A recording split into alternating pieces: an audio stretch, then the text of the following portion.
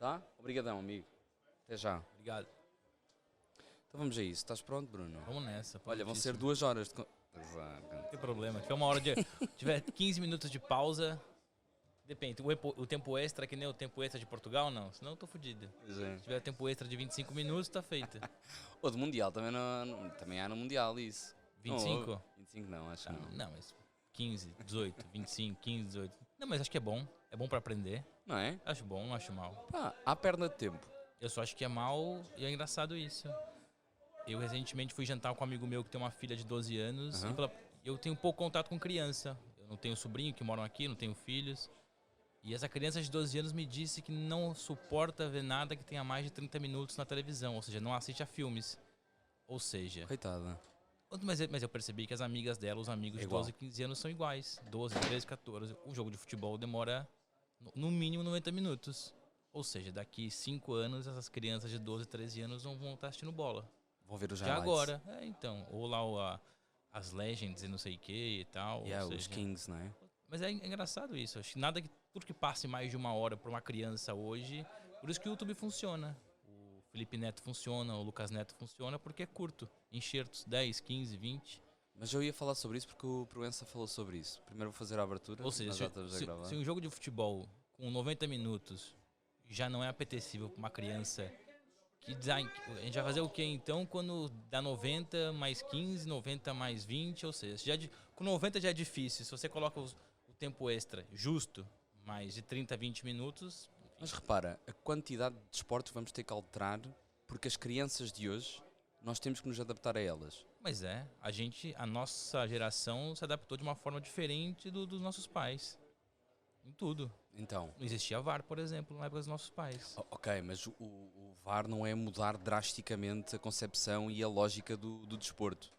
Eu acho o contrário, eu acho que muda drasticamente a lógica do desporto. O VAR torna mais justo os erros que lá atrás não eram corrigidos. Certo. Ou seja, já tivemos campeões nacionais, internacionais, por conta de um erro de arbitragem. Ou ao contrário, com erros e foram... Exato. E agora não, agora você dificulta, você não inibe, dificulta o erro. Ou seja, os nossos pais assistiram a um futebol menos justo. A gente assiste hoje um futebol mais justo. Ou seja, Eu concordo contigo, mas repara, o futebol é dos desportos com menos regras alteradas na sua história. E o VAR, apesar de ser um avanço tecnológico brutal, ou seja, a tecnologia conseguiu colmatar esta área, e não só neste desporto, temos o ténis, temos o rugby, que já se praticava isso, portanto, noutros desportos isso já se notava. Mas na concepção do jogo, imagina, para uma criança, nesse seguimento, uma criança não consegue ver mais do que 15 minutos. Então bora adaptar o nosso conceito, os nossos esportes todos, a essa realidade. acho que tem que ser feito. Caso contrário, Achas? daqui 20 anos, Não teremos ninguém. a gente tem hoje 30, 40, daqui 60, daqui 20, 30 anos, a gente vai ter 60, 70, 80, perto já de deixar esse mundo. E a geração que vem lá atrás, se a gente não adaptar ela o quanto antes, a gente perde ela daqui 10 anos. Então como é que tu idealizavas? Claro que é profundo, mas... É difícil. Então, eu acho que o futebol tem que ter menos tempo de jogo. Sério? Acho que 90. Mas é a realidade. Eu digo isso, eu fiquei surpreso, e não é a minha realidade. Eu não tenho contato direto com crianças, como eu disse. Eu não tenho sobrinhos, tenho, mas não moram comigo, não tenho filhos. E as poucas vezes que eu tenho relação de encontrar uma criança e conversar, eu percebo que elas não suportam assistir um filme. E eu era apaixonado por filmes quando era criança. Mas, Não por importa exemplo- se era 50, 1 hora e 10, 1 hora e 20. Ou seja, se a gente não adaptar o futebol o quanto antes, a gente vai perder os meninos e as meninas que estão assistindo futebol hoje, ou que tentam assistir futebol hoje. Uma coisa é assistir no estádio. No estádio, pela interação, pelo público, pela vaia, pelo tempo, por ver... É uma enfim. cerimónia, não é? É diferente, ou seja, ali pode durar 90, 2, 3 horas, acho que uma criança suporta. Agora, uma criança parada na frente da televisão, do telemóvel, 1 hora e meia, 2 horas, eu acho que não funciona. Não funciona. Mas repara, com adolescentes, jovem adulto ou adulto, isso já não acontece. O espectro de atenção já é bem mais diminuído Já do é que era. diminuído. A gente está sempre no telemóvel, está assistindo o jogo e para ver o telemóvel. E ainda assim continuamos a ir ao estádio, ainda com o fenómeno de ter que gravar todos os lances, não é? E de costas, preferencialmente, isso vê-se sempre bem a gente assim. vem de uma geração que já se acostumou diferente, ou seja... Já se habituou a ir ao já estádio? se habituou ao estádio, sim, Olha. diferente. Ou seja, daquelas coisas que o Florentino Pérez fala na criação da Superliga, que é ridícula por vários pontos, mas tem um ponto que ele falou que é verdade, é isso, ele tocou nesse ponto. Ele foi dos primeiros a falar que a nova geração não suporta assistir um jogo de 90 minutos, que a gente está perdendo espaço, no caso, enfim, o futebol está perdendo espaço para outras plataformas, para outros eventos, outros desportos que são mais curtos e que atraem muito mais a nova geração. Eu percebo, isso pode assustar de alguma forma, para que, por exemplo, estamos aqui no Thinking Football, estamos no Thinking Football Summit, segundo episódio no, no evento da Liga Portugal. Obrigado por me estares aqui. Agora sim, a apresentação. Já começamos de forma super séria, Já. um assunto muito delicado. Exato, pá, vamos aligerar daqui a bocadinho, mas o tema é bom e espero não me perder no raciocínio, mas o que é que eu acho sobre essa questão de nos adaptarmos a essa realidade?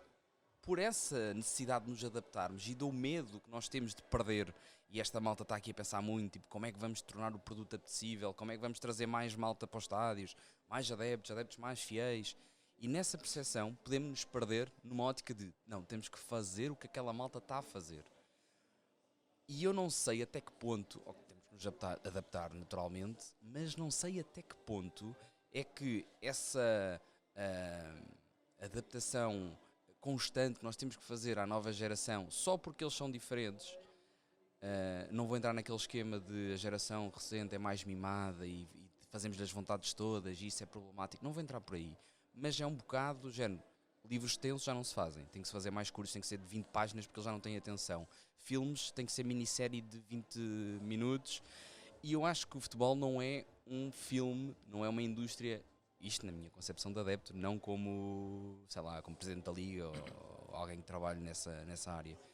E eu acho que essa adaptação a tudo, só porque o mundo está assim, pode ferir aquilo pelo qual nos apaixonámos e aquilo que tornava especial, ou um livro de 500 páginas, uma descrição extensa, uns maias, ou Mas essas pessoas que estejam aqui nesse evento ou qualquer outro, são muito bem pagas e bem estudadas e perdem, entre aspas, ou ganham tempo demasiado estudando, analisando, traçando objetivos e respostas para isso. Claro que na minha função de jornalista eu também tenho que tentar ajudar a trazer uma resposta e tentar fazer esse equilíbrio de não perder a nova geração e também não deixar escapar a geração de hoje. Mas eles que estão aqui, os presidentes, os dirigentes, os estudiosos, os analistas, no geral, eles que têm que ter a solução para isso, não sou eu. Claro. Eles são muito bem pagos para isso, muito bem pagos para isso. Assim como o desportista, como o jogador é muito bem pago para ter o espetáculo, tem os ônus e o bônus de ser jogador, os dirigentes também, os estudiosos, enfim, toda a liga, toda a federação, enfim, todo mundo que gere o futebol, eles têm que ter essa resposta. Eles têm que perceber que a gente está perdendo público, e não público literal no estádio, público em casa, público no dia a dia. Eu acho que a gente tem que se adaptar sempre. Eu sou da Antigamente era engraçado fazer piada racista, piada homofóbica. Hoje já não tem mais graça nenhuma. Mas isso é crime. Sim, sempre foi crime. Há muito tempo, sempre não, há muito tempo que é crime. Mas era engraçado. Eu digo tranquilamente que a gente nasceu numa desconstrução, a gente vai se desconstruindo. Completa. A gente nasce sempre liberando o lado racista, o lado xenófobo, o lado machista, preconceituoso, machista. E felizmente a gente vai evoluindo, o mundo vai evoluindo, a gente vai melhorando.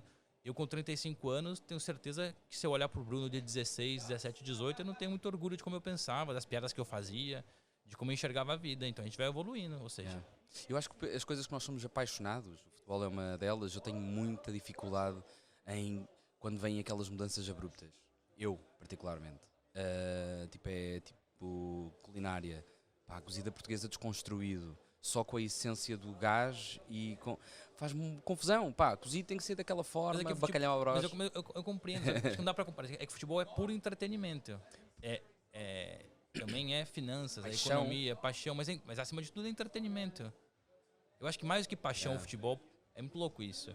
Mas o futebol pra mim, tô dizendo pra mim, não tô dizendo que pra todo mundo é assim. Eu enxergo o futebol mais como entretenimento do que paixão. Sério? Paixão eu tenho pela minha família. Ok, tá bem. Sabe, é uma coisa mais forte. Tá bem, mas é isso.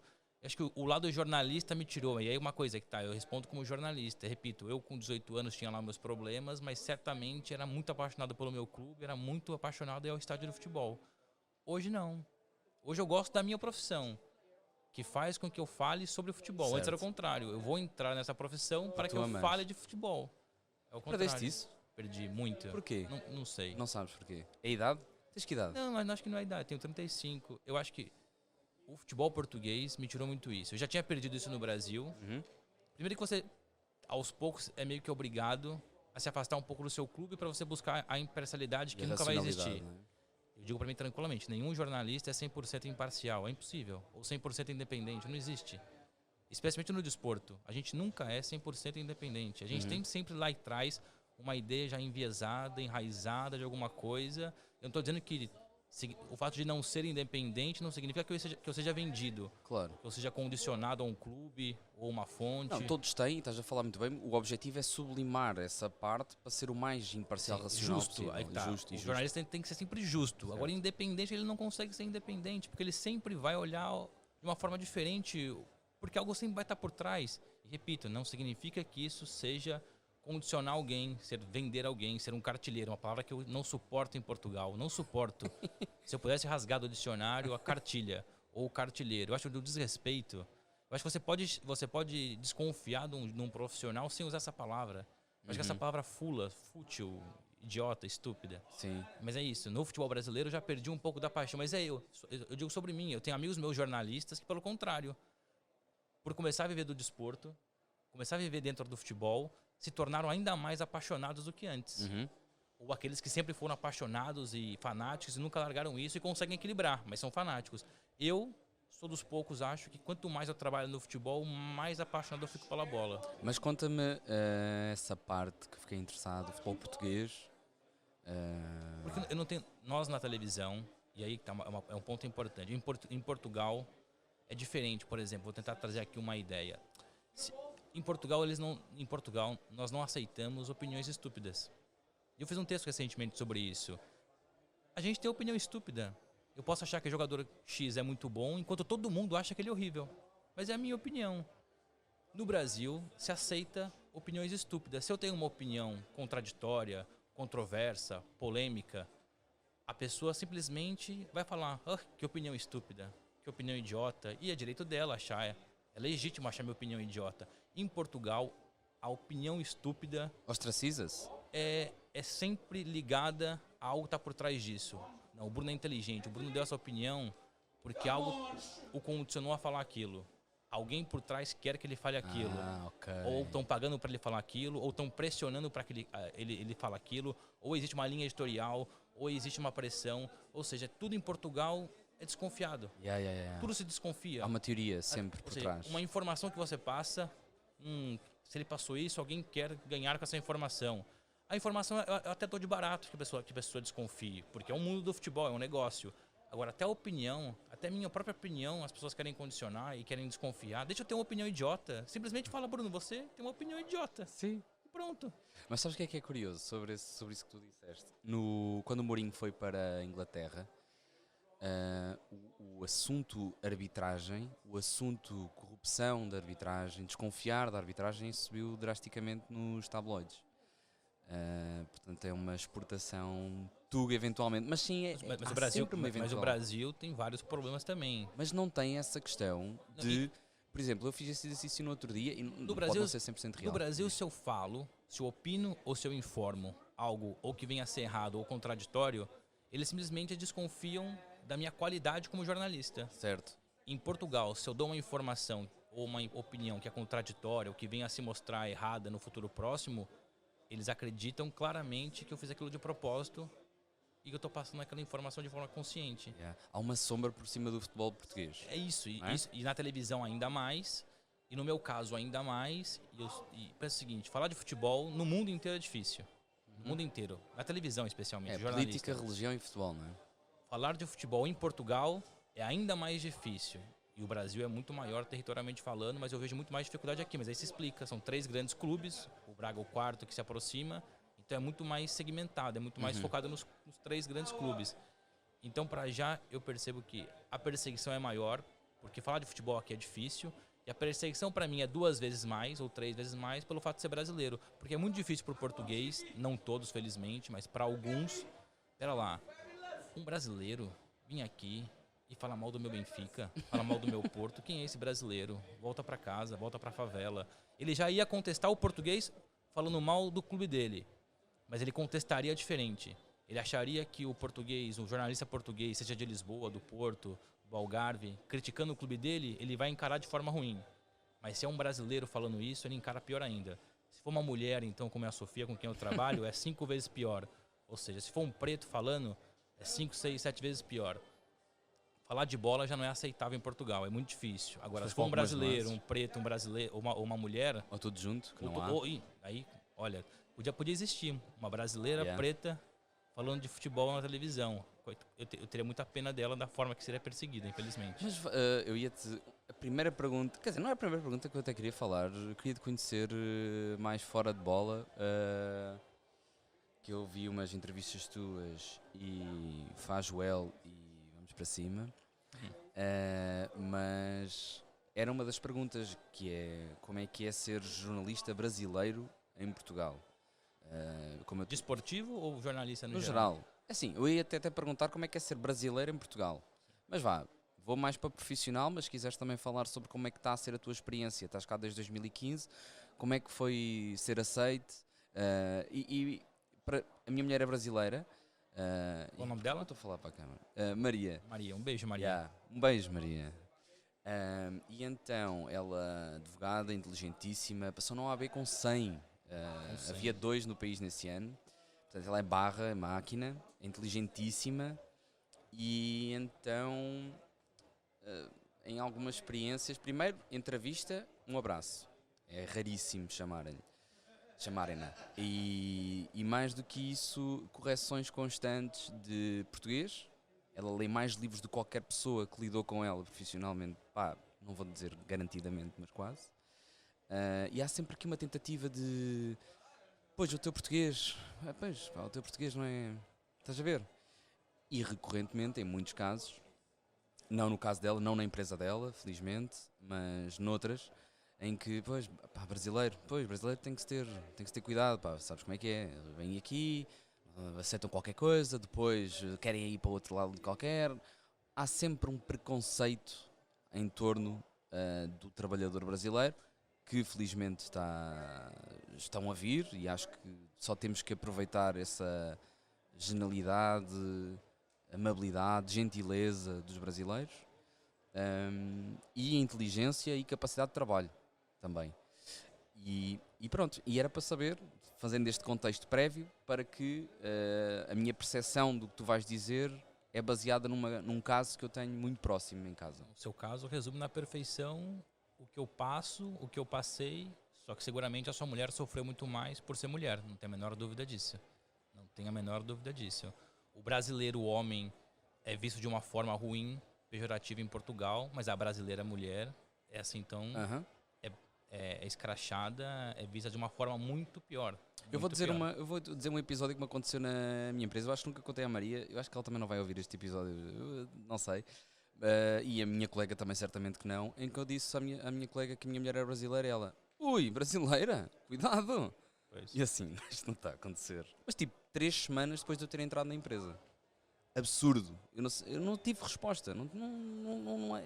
As pessoas fazem isso com uma naturalidade, não percebem o quanto isso fere, quanto te machuca. Mesmo que a pessoa, a tua parceira, a tua mulher não escute, te fere, te machuca. Mas enfim... Eu nem lhe contei. Ainda bem, agora ela sabe. Obrigado. Mas assim, cria anticorpos é bom, isso aí são boas histórias. Mesmo as más histórias são boas histórias. Sim, a minha chegada a Portugal, eu sempre consigo traçar a parte profissional e a parte pessoal. Eu vou começar pela parte profissional, porque eu já cheguei trabalhando aqui. Então vieste direto para trabalhar? Já vi foi a parte profissional e a parte pessoal caminharam de mão dadas desde o começo em Portugal. Curioso, eu cheguei com uma impressão de que um brasileiro, jovem, eu tinha 25 para 26 anos, se eu não me engano, brasileiro, jovem, vindo para cá, que eu seria nada aceito. Internamente, nos jornais, nas redações, no jornalismo. Eu acharia que eu fosse mal aceito, que olhariam para mim assim, quem é esse brasileiro aqui e tal. Mas pelo contrário, eu fui super bem recebido, mesmo no trabalho, mesmo se tornando, entre aspas, concorrente, tirando, como muitos falam aqui, o brasileiro veio tirar o emprego de alguém que poderia estar aqui, português. Agora é brasileiro, Sim. Há uns tempos era ucraniano. Escutei muito isso, mas enfim, escutei muito, mas não no começo. Mas depois eu fui perceber, primeiro que eu fiquei feliz, falei, caramba, eu tinha uma impressão de Portugal que iriam me tratar mal, iam me receber mal, mas foi o contrário, eu fui super bem recebido. Mas depois foi se desconstruindo. Eu percebi que eu só fui bem aceito porque era exatamente isso. Porque eu era o brasileiro jovem inferiorizado. Quando eu comecei a ganhar, e todo mundo me tratava super bem, os chefes, os repórteres, as pessoas... Isso eu estou falando da parte profissional, no dia a dia. Eu não me incomodava, eu não tirava espaço, eu não chateava ninguém, direto ou indiretamente. Quando eu comecei a crescer, ir para televisão, participar nas rádios, enfim, dar a cara ao público, eu comecei a incomodar. Mesmo sendo o mesmo Bruno, eu nunca mudei. Quem me conheceu lá atrás, em 2015, eu tenho os mesmos amigos 2015 portugueses, eu tenho até hoje, e eles percebem perfeitamente que eu não mudei praticamente nada. Eu sou a mesma pessoa estando não na televisão. Só que comecei a crescer, comecei a ganhar espaço. E boa parte, ou seja, mais da metade, começou a se afastar. Ou começou a me tratar mal, começou a me tratar indiferente, começou a ter um pouco ou de ciúme, ou preconceito começou a ser enraizado. Porque o brasileiro aqui só é aceito enquanto não incomoda. Quando incomodar... Não, minto. Quando o brasileiro não incomoda, ele é aceito. Ah, vai lá limpar minha casa, faxineiro, faxineira, Uber, o entregador do Uber Eats. Eles são super aceitos. São ridicularizados sempre, mas são aceitos. Agora, se o motoqueiro que entrega Uber Eats daqui 2, 3 meses, 2, 3 anos for seu chefe, aí você não aguenta. Aí você, no sentido, eu falo você, mas não você literalmente. Então o brasileiro que não incomoda é aceito. O brasileiro que incomoda, eles não aceitam de jeito nenhum. Então eu comecei a crescer e comecei a ver alguns amigos meus ou colegas se afastando ou me tratando diferente. Eu comecei a perceber que era muito por conta da minha nacionalidade. E pessoalmente? Como é que estás a viver aqui? Estás bem? Sentes-te confortável? Eu gosto. Estás bem recebido no geral? Eu também não gosto só de falar. Parece que também que as pessoas gostam de falar assim, mas está em Portugal e só fala mal de Portugal, porque você continua aqui? Yeah. Não, Portugal tem mais prós do que contras. Tem mais prós do que... Em uma comparação direta ao Brasil, então nem se fala. Portugal, eu como bem, eu vivo bem, eu me sinto seguro, tenho bons amigos, vivo num país que o clima é espetacular, o calor não é tão calor e o frio não é tão frio, eu estou perto dos outros países da Europa. Portugal me deu a possibilidade de conhecer a Europa que eu não conhecia, eu já conhecia muito boa parte da América do Sul, da América do Norte, mas por morar em Portugal e pelos preços das passagens, enfim, a facilidade com que é atravessar a fronteira para a Espanha, etc. Ou seja, Portugal tem muito mais prós do que contras, mas os contras são pesados. Eu acho que é isso que às vezes as pessoas, algumas naturalmente, quando ouvem este tipo de discurso de pá, Portugal tem os seus erros, é aquela conversa de então pá, não gostas? Então, não sei o quê. Mas a questão é que quem vive isso é intenso de tal forma que é impossível não falar. Mas o que me incomoda é porque só porque eu não sou português eu não tenho legitimidade. Não, óbvio. Não, mas mesmo um português, se eu disser isto ao meu tio, mais conservador possível. estou a dizer assim, mas posso tirar. Se eu disser isto ao meu tio, ele vai dizer, epá, aquele discurso taberneiro. Sim, por exemplo, só porque o futebol brasileiro é ruim, eu não tenho o direito de criticar o futebol português. Certo. Só porque o Brasil é um país inseguro, que eu não posso criticar determinado dia que eu vou ficar inseguro em Portugal. Não, eu tenho pra mim assim, se eu vivo essa realidade, se eu estudo essa realidade, eu tenho direito para poder falar e é tão legítimo quanto a tua opinião. Óbvio, completamente. Mas sim, pá, aquela coisa de falarem mal do meu país, isso também acontece no Brasil. Sim, não é? claro. Não, sim, acontece em todo lado do mundo. Se calhar em todo lado. Acontece em todo lado do mundo. Mas há uma série de acho que o Tuga é muito de pá, isto é uma merda, este país, de não sei o quê, ganha-se mal, mas eu posso falar. Mas eu posso falar, você mas não. depois vem alguém e diz, epá, isto aqui realmente está tudo mal. E ele, e no teu? É isso. E no teu? No teu, então vai lá fazer melhor. Volta para lá. Vai para Cuba. Mas é isso, eu gosto de Portugal, mas não morro de amores. Mas gosto de Portugal. E sou apaixonado pelo Brasil. E só não volto porque eu tô bem aqui. Tu és de São Paulo, não é? Do interior de São Paulo, Lorena. O que é que isso significa, ser interior de São Paulo? É tipo, para a malta ter uma interior de São Paulo, visão. Interior de São Paulo é tudo aquilo que fique 50 quilômetros para frente da capital. Porque o entorno, a região metropolitana de São Paulo é muito grande. Tem a São Paulo capital, depois tem o ABC Paulista, tem Osasco, depois tem Barueri, ou seja, a grande São Paulo é gigantesca. Então não se considera interior o São Bernardo do Campo, São Caetano, Osasco, que são cidades coladas a São Paulo, ou seja, são fronteiras de São Paulo. Agora tudo aquilo que passa para além das fronteiras aí já é interior. Okay. E são vários tipos de interior. Dentro de um próprio estado são interiores diferentes. E o teu qual é? É que eu tenho ideia, tipo, interior de São Paulo, também imagino vegetação densa, mas também imagino urbano. Eu vou mais pela parte desenvolvida ou subdesenvolvida. Eu sou do interior mais subdesenvolvido, mais periférico, mais pobre. Não que não tenha suas riquezas. Por exemplo, eu sou perto de São José dos Campos, que é onde tem a Embraer, que produz as partes dos aviões, enfim, de praticamente todo mundo. É uma cidade grande, é uma cidade rica, mas ela é pequena perto das outras gerais. Eu sou de Lorena, uma cidade que não tem nada, que nasceu sem nada, vai morrer sem nada na cidade praticamente. O interior rico é Rio Preto, enfim, é mais afastado, são polos diferentes, são os dois extremos. Pensa que São Paulo está no meio, entre aspas, o lado direito é o interior pobre e o lado esquerdo é o interior rico. Rio Preto, há lá uma universidade famosa. Há várias ali. Em Rio Preto. Não foi o Dr. Sócrates que estudou? O Sócrates é de Rio Preto. Yeah. É de lá? Não, estudou lá. Sócrates se não me engano, ele é de Cuiabá. Eu posso estar cometendo uma inconfidência e eu tenho o Sócrates tatuado. Mas Sócrates, se não me engano, ele é do Amapá, enfim, mas ele foi muito cedo para Rio Preto, São José do Rio Preto. Yeah. E aí ele fez a carreira dele e tal, não sei. Eu lembro-me sempre porque há um vídeo em que ele ainda já era jogador, aliás, acho que pouco antes de ir para a Itália, e há um vídeo dele no Carnaval de Rio Preto, que também acho que é famoso e bacana, porque é universitário. O carnaval do interior no Brasil melhor? É muito bom, eu gosto. Gostas mais desse aí interior? Não, tanto é que eu digo para as pessoas... Eu gosto bem do Diamantina, não sei se conheces. Os de Minas Gerais são espetaculares. Muito fixe. Espetaculares. Eu sempre digo para o europeu que vai para o Brasil no carnaval, que a ideia que tem no carnaval do Brasil ou é o Rio de Janeiro, ou é Salvador, o trio elétrico, aquela coisa toda. Mas o carnaval de São Paulo, seja da capital, ou do interior, ou os de Minas Gerais, são espetaculares. Bloquinhos, né? Os bloquinhos, as marchinhas de carnaval, os bloquinhos são espetaculares. Muito bem. Tu disseste que conheceste muito aqui na Europa, mas em Portugal, o que é que tu... Pá, eu venho de um concerto de David Bruno, não sei se tu conheces, e estou assim meio apaixonado, estou naquela vibe de amar a Portugalidade genuína e honesta e singela. O que é que tu conheceste de Portugal, para além de Porto e Lisboa, naturalmente, não é? Que é onde deves trabalhar mais, mas que outras cidades, o que é que tu gostas? Eu admito que eu bebo pouco da cultura portuguesa. Não escuto música portuguesa, mas eu escuto muita música brasileira, MPB, bossa nova. Eu sou muito ligado ao Brasil, emocionalmente falando, em N coisas. Mas Portugal, o que eu conheci muito Portugal é isso. A parte natural, viver, o literal, não shows, eventos, enfim. Mas eu rodei Portugal inteiro já. Por conta do futebol. Por conta do futebol. Ah, ok. Eu digo tranquilamente que eu me sinto... Eu gosto mais do ar. Quando eu falo o ar, não falo o ar mesmo, o ar de se respirar. O ar, a forma... A vibe do Porto do que de Lisboa. Eu gosto do Porto. Eu acho a cidade mais limpa, mais cheirosa, mais leve, mais descontraída.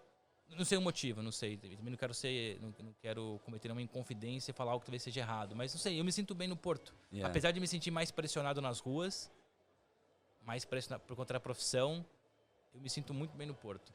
Boa. E cidades médias? Por conta do futebol. Foste a muitos sítios? Eu fui dos principais, pensando numa primeira liga, a única cidade que eu não consegui foi Chaves. Eu quase fui, mas eu tive que trocar depois a minha agenda e não fui. Mas fui tudo. Guimarães, Braga, Arouca, Tondela, Faro, Loulé, Lisboa, claro, evidentemente, Porto, que mais? Não, Coimbra, Viseu. Coimbra eu fui... Não, eu já fui... Sou de lá. Conheces a Académica, a história da Académica? Conheces? Estudantes, sim. Quer dizer, conheces. Agora também dizeres-me assim, não conheço. Isso que me explicou muito, o Tony. Ele chegou lá. O Tony me explicou bastante sobre a Académica. Um país bastante democrático. É um país. Um clube bastante democrático. Eu gosto, me identifico muito com isso. Eu não conheço a história a 100%, mas aquilo que eu ouvi tem uma familiaridade grande. Mas é isso. Se quiseres passar amanhã, há derby Académica de Coimbra contra a União de Coimbra. Um derby histórico, pá. Um derby histórico. Para a Taça de Portugal. Mas a União de Coimbra está o quê? Distritais? Não, subiu agora à Liga 3. Liga 3, ok.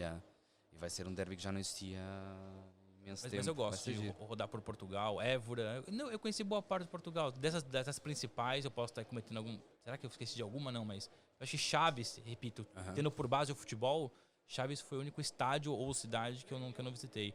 Fui a Barcelos, enfim, eu fiz o caminho de Santiago, né? Então eu saí do Porto, fui até Santiago de Compostela. És católico? Não, fiz por prazer. Não podias ter ido a outra... Exato, sim. Mas foi do dia pra noite, assim. Um pai de um amigo meu veio pro Brasil, veio pra Portugal. E ele ia? E ele ia. Ele tava se preparando pra ir. E era alguém velho, já uma idade, ok. acima do peso, muito acima do peso, fazia poucos exercícios físicos e falou, eu vou fazer. Então eu falei, bom, tio, vai e depois me avisa como é que foi. Passado 12, 15 dias ele volta, acabado, mas satisfeito de uma forma... Eu já conheci ele há anos, era um pai de um grande amigo meu que voltou, assim, apaixonado por aquilo que fez. Eu falei, pera lá, eu também vou fazer isso. Eu estava numa relação ruim, eu era casado naquela época e minha relação estava um pouco instável. E eu falei, vou fazer isso. Se ele com 80, com 70 anos, acima do peso e não pratica exercício, fez, eu tenho 35, eu tinha lá na época 32, 33.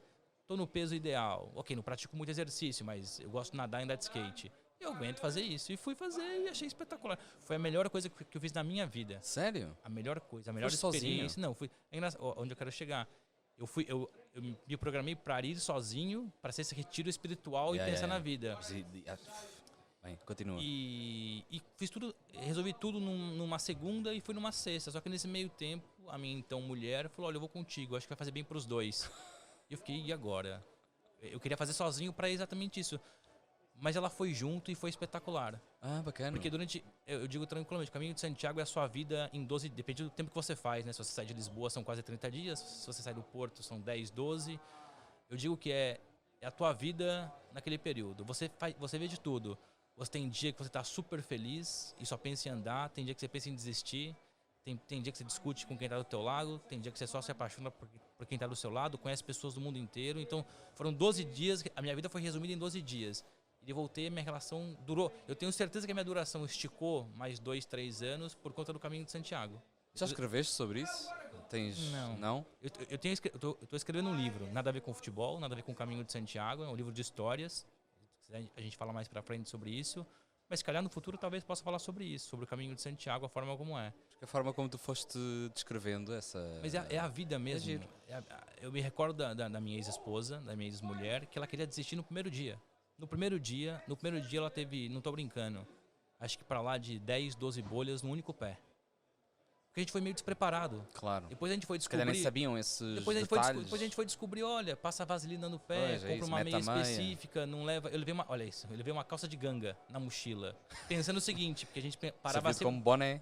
Não, pra poder do tipo, vou chegar numa cidade, Ah, tá. vou meter uma calça de Paro. ganga e vou num bar, vou numa discoteca, vou num restaurante. Não, pelo contrário, eu chegava na cidade tão exausto, que eu só pensava em descansar, refletir e pensar no caminho do próximo dia. Então eu levei uma calça de ganga que depois de 5, 6 dias ela se torna pesada. Yeah. Eu levei um livro, eu não li. Ou seja, imagina assim, um livro dessa grossura, vai lá, 500 páginas, uma calça de ganga, pormenores que depois você junta Claro. e depois tem impacto no teu joelho. Ou seja, eu carreguei peso à toa, desnecessário. Uma calça de ganga, um livro, no fundo não precisei. Mas é experiência, né? Hoje eu tenho vontade de fazer o Caminho de Santiago de novo, talvez não do Porto, mas saindo da França, sozinho e muito mais experiente, saber o que levar.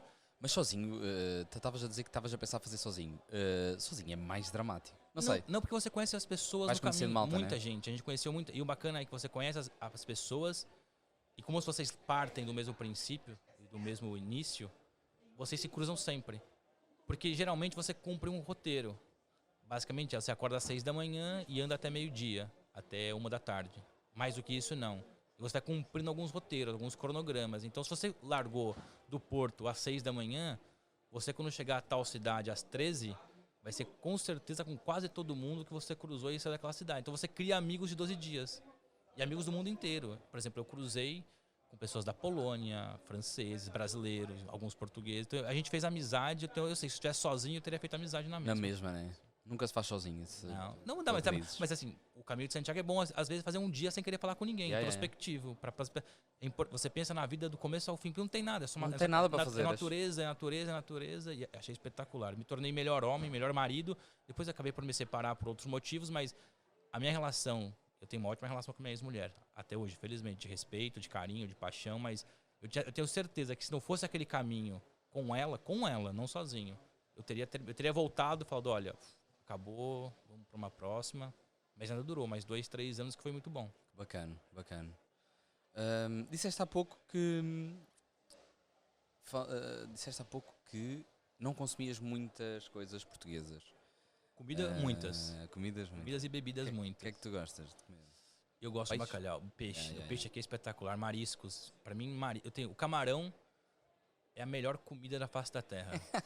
Camarão com tudo. Acessível. Não, pensa numa, claro que eu, por exemplo, eu gosto, eu gosto Yeah, mais de lagosta Tô-te do que a perceber, camarão. tô-te Mas a eu quero perceber. uma comida que se eu sair agora aqui, andar num restaurante do E tá. lado, tá lá um valor bom, pronto, camarão. E o camarão em Portugal é espetacular, o pequeno, o grande, gambas e não sei o quê. Mariscos em Portugal é espetacular. No Brasil também tem muita boa comida, depende de onde Mas é tá. bué da caro, em algumas zonas. No Nordeste é de um jeito, no Rio de Janeiro é de outro, ali pro Porto O Alegre interior mais assim. é tipo Mas Portugal absurdo. come-se muito bem, o clima é espetacular. Eu gosto muito. Portugal tem muita coisa boa, mas é isso. A cultura portuguesa consome, eu mas consumo sabe- muito pouco. Mas isso aí também adenda para a malta brasileira que normalmente consome muito cenas brasileiras. Ainda. Por exemplo, nós, não sei se tu viste o Walter Ugumem na Flip, numa cerimónia já há muitos anos, em que ele dá a visão de como é que o português via o Brasil através das novelas, e ele na terrinha dele recebeu, salvo seja, foram para lá duas brasileiras trabalhar, viver. E a visão e é muito engraçado e recomendo-te a ver se não viste, e quem está a ouvir também acho que é, aliás, eu acho que a primeira vez que eu vi aquilo chorei, porque é mesmo marcante a forma como ele descreve. Walter Ugumem O amor. é o principal escritor da minha ex-esposa, é apaixonado. Ele é mais aclamado no Brasil do que em Portugal. Curioso isso, né? Curioso. Yeah. Mas aqui não se lê muito, no Brasil lê-se No bastante. Brasil lê-se muito. Lê-se Sua esposa, bastante. você falou que lê muito. A Yeah, minha ex-esposa lê, ela não consegue não estar lendo. Ela termina um livro e consome outro. É exatamente livro, como a minha. eu já li muito mais, eu li muito mais. E pouco de bola, eu não gosto de ler bola. Até que o livro que eu estou escrevendo não é de bola, mas enfim, falaremos mais pra frente. Ou não falaremos, mas é isso. Mas eu consumo pouco cultura portuguesa, mas por preguiça. Não é por achar Mas que, não é por achar do- que é mal. Sim, eu sei, claro que sim. Por exemplo, Do que consomes, o que é que consomes? eu gosto do Dino Santiago, por exemplo, eu me identifico com ele. Ok. Mas eu me identifico com o Dino Santiago porque ele se identifica com o Emicida. O Emicida é meu principal cantor, meu principal artista. Então, ou seja, eu só consumo, acho eu, o Dino Santiago porque ele é próximo de alguém no Brasil Mas que eu próximo em que consumo. sentido? Partilha ideias parecidas. Sempre que Mas eles não se conhecem. Quer dizer, conhecem. eles partilham Emicida- profissionalmente. O Emicida, nos últimos 2 shows do Emicida em Portugal, o Dino cantou uma música Então com não ele. fazia a mínima ideia disso. Eles Nunca vi partilham- Emicida. Sim. Mas eu Emicida é gosto, espetacular. adoro. Porque o Emicida vai para além da música, É, alguém que briga por direitos humanos, contra o racismo, etc. Ele é dos gajos mais clarividentes a Sim. falar. E Que eu... super inteligente, super inteligente. Aliás, ele é professor convidado na Coimbra. Universidade de Coimbra. Exatamente, teve recentemente aqui, inclusive, sim. Eu uma vez mandei-lhe mensagem à espera, como fiz contigo, mas foi Emicida. É difícil, Que é Emicida diferente. Emicida é difícil. Mas na esperança de man.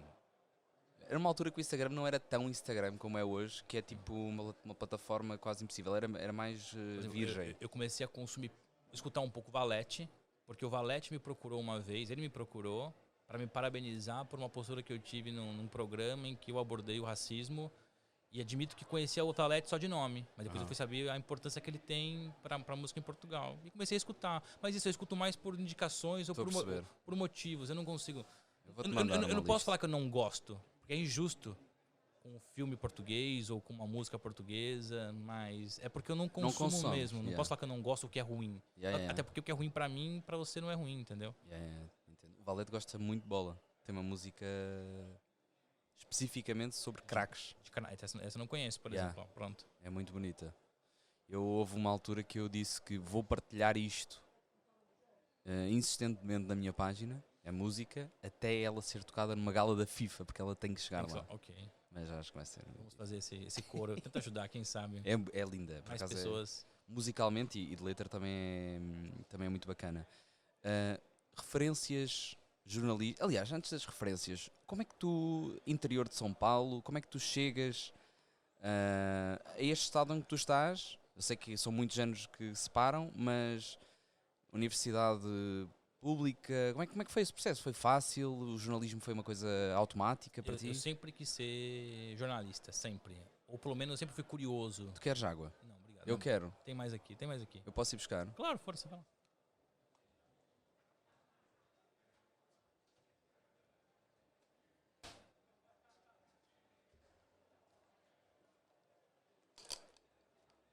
A festa foi... Foi forte. Eu Não foi muito forte, mas já, segura. Não fui segura. à festa, prefiro ficar no meu cantinho. Eu sou muito retraído, eu sou muito na minha. Como quieto. E, não, jornalismo, eu sempre sinto, eu olho para trás e olho, eu sempre me encarei jornalista. Investigador, apurador, curioso. Sempre gostei de bola, muito. E minha mãe era professora de português, minha mãe já faleceu. Então eu sempre tive um carinho e um dom para escrever. Tanto é que eu me considero muito melhor, e quando eu falo muito melhor é com ênfase, eu sou muito melhor um jornalista escrito do que na televisão. Eu tenho certeza que um texto meu, eu tenho muito mais vontade, ou tenho muito mais carinho, eu sinto que repercute muito mais um texto meu do que se eu falar aquilo que eu escrevi. Uhum. Eu tenho muito mais facilidade com o texto do que na fala. E me incomoda na televisão isso, inclusive. Isso é a tua visão, é a tua impressão, ou já tiveste esse feedback? Eu nunca tive um feedback a 100%, ao ponto de acreditar 100%. Eu sempre acho que todo feedback é enviesado. São poucas pessoas que vão ser 100% honesto contigo. Porque tem a sensibilidade, eu consigo entender. Ninguém vai falar assim, nossa, eu odiei o seu texto. E quando falam, eu adorei o seu texto, eu sempre acho que gostou, mas acho que não é pra tanto. Mas enfim, também sou muito autocrítico. Mas voltando, eu me acho melhor jornalista escrito, muito melhor jornalista escrito do que falado, do que comentador ou comentarista que seja. Mas voltando, a minha mãe era professora de português, então sempre gostei de escrever e de ler, sempre. E aí juntou o fato da bola, o fato de ser investigador, de ser curioso e entrei nessa. Desde o começo eu sabia que ia fazer universidade e tal, e assim chegou. Eu com 19 anos fui para São Paulo, porque no interior não dava, não ia conseguir ser muita coisa, especialmente nessa área do jornalismo. No interior você consegue ter sucesso profissional em outras áreas. No jornalismo não, você vive ali no Jornal da Esquina. Tinha que ser no Jornal da Cidade. Tinha que ser uma coisa maior. Então eu vou para a capital, vou para São Paulo. E logo no meu, o que é raríssimo que acontecer, mas aí são os astros, e pra mim eu tenho muito disso. Eu não acredito em destino muitas vezes, mas é impressionante que algumas coisas acontecem pra mim porque eram pra acontecer. E depois chegaremos lá em Portugal, inclusive. No Brasil eu era muito amigo de um jornalista do jornal Lance, que é o principal jornal de desporto. Agora ele, infelizmente, é um jornal que caiu muito, mas durante anos foi a maior referência do jornalismo esportivo no Brasil, o Diário Lance, maior. Lance, ponto de exclamação. Lance, ponto de exclamação, exatamente esse. Ainda existe, mas agora é só digital, mas ele foi caindo, foi se deteriorando, pouco investimento, enfim. E no jornalismo no Brasil, no geral, algumas regras são exceções, mas no geral, eles só contratam estagiários a partir do segundo ano da universidade, ou seja, no terceiro. Nos 2 primeiros, estagiários só estudam. E no terceiro ou quarto, você tem um estágio obrigatório para depois se formar. Eu, por conta desses destinos da vida, eu era muito amigo de um jornalista do Lance, que eu já conversava de antes, de moleque, conversar e tal, não sei o quê. E abriu uma vaga de estágio no Lance para cuidar de uma rede social de futebol. Não era nem para ser jornalista ainda, sério. Era para ser uma espécie de moderador. E entrei no meu sexto mês da faculdade, já entrei no jornal, no Lance, que era o jornal que eu queria trabalhar. E eu digo mais, a minha mãe, uma semana antes de falecer, falou, você vai trabalhar no Lance. Onde você quer trabalhar, você vai trabalhar. E isso pra mim é muito marcante. Minha mãe meio que definiu meu destino uma semana antes de morrer. Eu entrei no Lance por conta dessas coincidências e lá fui ficando. Eu entrei para fazer uma função, só que eu pensei, eu preciso abraçar essa vaga, eu preciso abraçar essa oportunidade. Então eu fazia o meu papel e começava a sugerir e me colocar à disposição para fazer mais papéis lá dentro. E fui crescendo.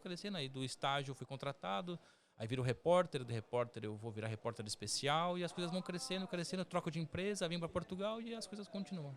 Que maravilha. São quase autoproféticas, não é? Sim. Essas palavras da tua mãe. Mas é isso, uma semana antes de morrer ela falou, olha, continua, segue a sua... Porque eu já estava perto de fazer 18 anos e estava naquela, vou para São Paulo, fico aqui e tal. Ela vai para São Paulo, vai viver sua vida, vai fazer jornalismo, que vai dar certo no Lance, você vai trabalhar no Lance. E sempre foi a minha vontade, trabalhar no Lance. E lá estando, gostaste? Espetacular. Foi bom? Fiquei quase 9 anos, quase 9, 10 anos. Foi a minha escola. Tudo que eu aprendi no jornalismo foi lá. Tudo. Quais são as tuas referências jornalísticas? Possivelmente esse jornalista que já tinhas contacto, mas atualmente tens assim alguém que tu... Eu sempre gostei muito do Armando Nogueira, que é os mais das antigas no Brasil. Gosto muito. Mas tem aqueles que eram minhas referências hoje que trabalham comigo. O PVC, o Paulo Vinícius Coelho, hoje é meu parceiro de trabalho. A gente faz programas juntos, no UOL. Exato. Teve aqui recentemente, inclusive, fomos tomar uns copos. Conhece bem Lisboa, mas fomos aqui no sentido Portugal, né? O Mauro Betting, que é espetacular. Não conheço. Mauro Betting, Paulo Vinícius Coelho, Trajano, José Trajano, Juca Kfouri. Quase todos são mais ligados ao jornalismo desportivo do que outra coisa. Sim, mas eu gosto muito desses 4, para mim, sempre foram as referências. E geralmente, se você for analisar, eles são as referências de quase todos que estão começando. Ainda, mesmo agora os mais novos, porque eles continuam na ativa. O PVC, o Juca Kfouri, o Trajano, eles continuam na ativa. Uns mais ainda... O front. E outros nem tanto. O Trajano, por exemplo, já foi colocando, foi mais de lado e tal, não sei o que, mas é isso. Ok, bacana. Tu estás agora, e começando aqui a falar só um bocadinho mais sobre futebol, digamos, mais direcionado para algumas áreas do futebol. Tu estás agora no canal GOAT. O canal GOAT, esse número também. O canal GOAT, corrijo-me se eu estiver completamente equivocado, mas é puramente dedicado ao campeonato saudita. Não. Não é total? Não. A gente comprou a Bundesliga também. Estamos... olha outra coisa, uma discussão engraçada depois. Nos ofereceram, porque não conseguiram vender para ninguém. Isso é uma discussão importante. A Liga Portuguesa. Ninguém no Brasil quer a Liga Portuguesa. Passa para lá para cá, mora não sei onde, não sei o que. Esse ano ninguém quis comprar. E ofereceram para nós, no canal GOAT. E como eu moro em Portugal, eu não sou acionista, eu sou só um repórter, enfim, eu tenho a minha preponderância dentro do canal, mas não sou investidor, não coloquei dinheiro lá, não, eu recebo deles por acaso. E vieram perguntar minha opinião, fizeram uma reunião comigo para eu ser uma pessoa meio decisiva. Olha isso, olha a responsabilidade. Os meus chefes, os investidores do canal que compraram a Liga Saudita, compraram a Bundesliga, compraram a Liga Norte-Americana de Futebol Feminino, entre outros campeonatos, mas esses são os mais potentes, os mais famosos. Bundesliga, a Liga Feminina de Futebol nos Estados Unidos e a Liga Saudita, que é o nosso carro-chefe. Isso assim, é o carro-chefe. Ok, então é o carro-chefe, por aí é o com essa principal. ideia. É o principal porque todo mundo fala disso agora. E no Brasil ninguém tinha comprado ainda. E ofereceram pra gente a Liga Portuguesa e os meus chefes vieram ter uma reunião comigo para poder falar, olha, o que você acha? Custa X milhões? É assim, não sei o quê. Eu falei, sinceramente, se eu fosse vocês, não comprava. Não é uma liga que vai ter impacto no Brasil. Não vai ser muito assistida. Mas talvez eles comprem por uma questão logística de preencher grelha. Ok. Para poder criar uma marca também, né? Também você não consegue viver de 3 campeonatos. Quanto mais campeonatos você tem, por mais que eles não sejam apetecíveis e tragam repercussão e audiência, você precisa se fincar no mercado. Eu sou o canal que tem a Liga X, Y, Z e H. Não dá para viver só da Liga Saudita, apesar dela ser muito forte. Então eu não sei qual vai ser a decisão, se eles vão comprar ou não a Liga Nacional Portuguesa para o Brasil, mas fica essa dica. No Brasil ninguém quis comprar. Não se vê muito campeonato português no Brasil. Talvez era tipo derbys clássicos. Muito pouco, sim. Mas sim, há sempre essa visão de que... Mas como o Portugal também não compra, o Canal 11 passa, e é bacana isso. Agora não sabemos de quem é que vê, não é? Eu vejo. Assim, não, mas sempre há quem assista. Vai ter o brasileiro que vai achar a Liga Portuguesa também, mas no geral não. No geral não vai acontecer. Como é aqui em Portugal, ninguém vê a Liga Brasileira.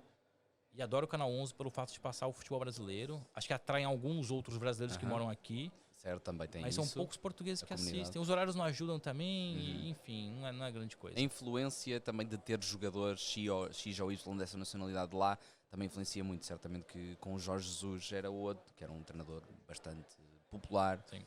Era outro Aliás, tipo de atração. Onde eu queria chegar lá atrás, fazendo um pequeno parênteses. Eu já tive uma boa relação com o Jorge Jesus. Hoje tenho uma relação normal, para não dizer ruim. Por quê? Eu fiz críticas, enfim, pesadas sobre ele, que não me arrependo. São críticas quando ele tratou mal a Rita Latas. Foi machista com a Rita Latas. Eu fui na televisão e fui falar, olha, ele foi machista. E eu sei que ele não gostou, dali em diante eu perdi o contato. Porque assim, eu tenho contato com os treinadores. Eu sou jornalista, são minhas fontes, eu tenho que ir atrás. As pessoas acham um absurdo. Eu me recordo quando o Jorge Jesus foi recontratado pelo Benfica, que tem uma foto, um frame na Sport TV, que estou eu, Arthur Quesada, outro brasileiro que mora no Porto, trabalha para a TNT, que é o correspondente da TNT para o Brasil.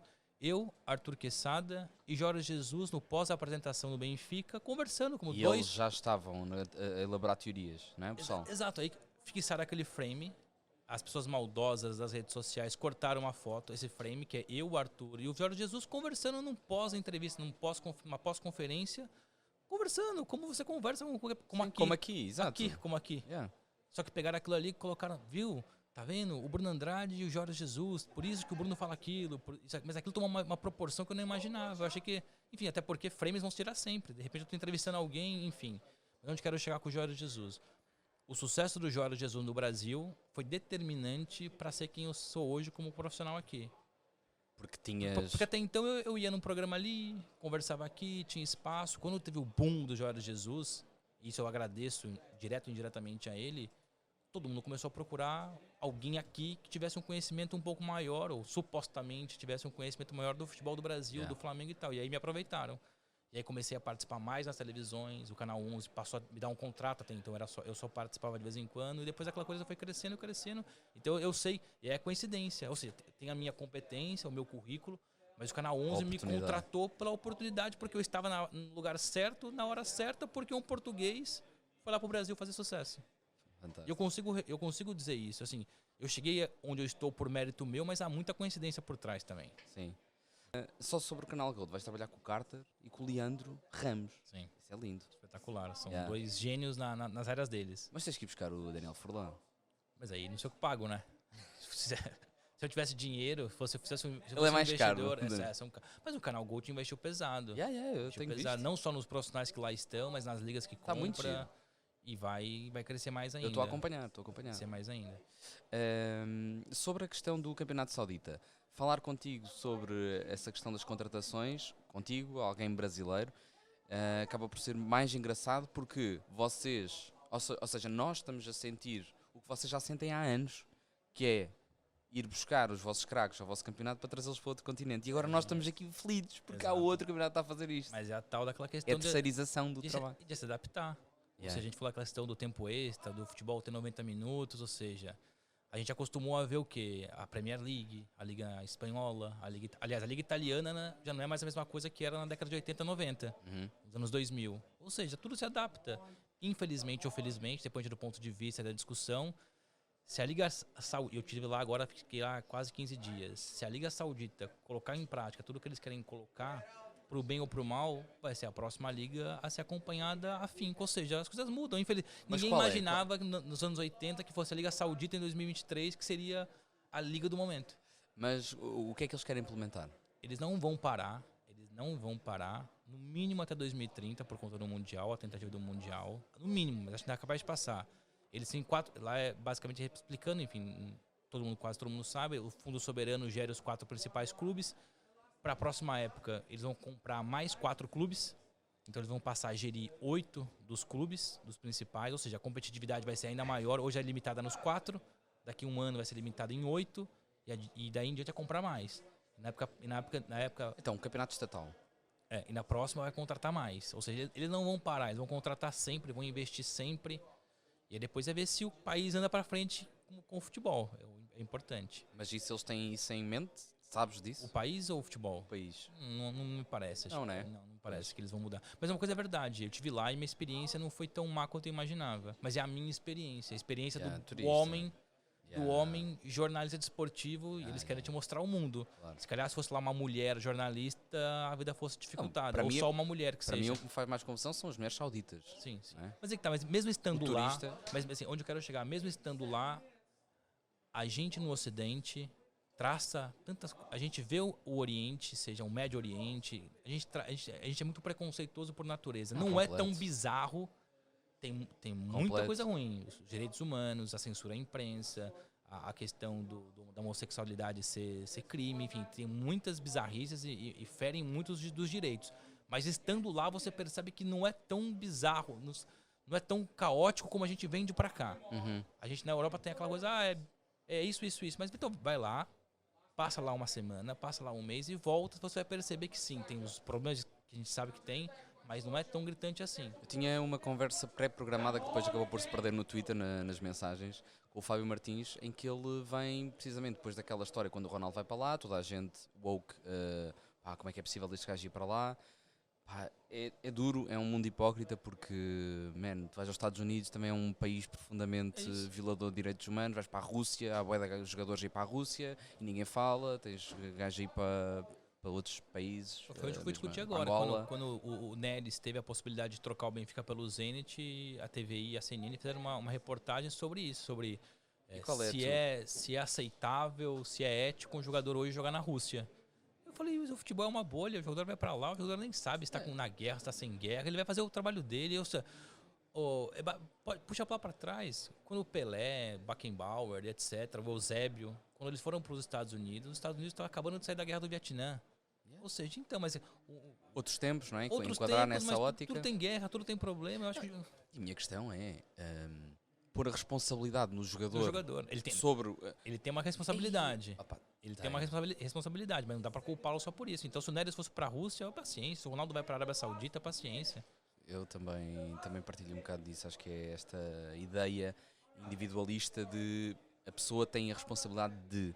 Mas, se formos a analisar tudo fio a pavio, Premier League, vai ter futebol. nem vemos. Basta ver o que? O City, o PSG. Sim, sim. E se você for esmiuçar isso, O Chelsea, todo mundo tem telhado de vidro. exatamente.